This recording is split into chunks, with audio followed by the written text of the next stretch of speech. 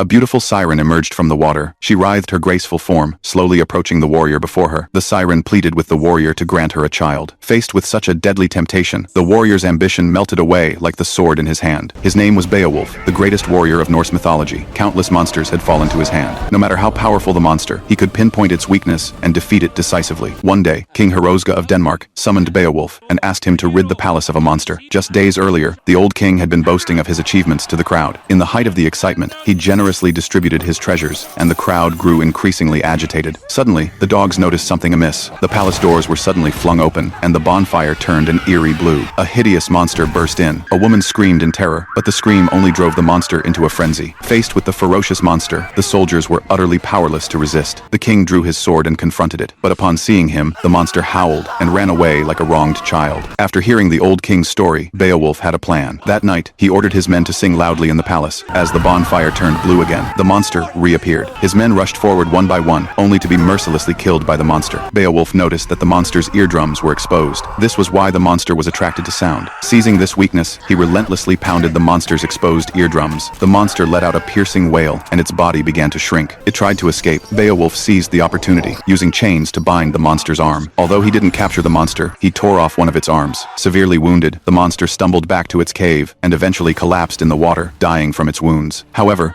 Beowulf never expected that this monster was actually the son of a succubus. The succubus soon sought him out.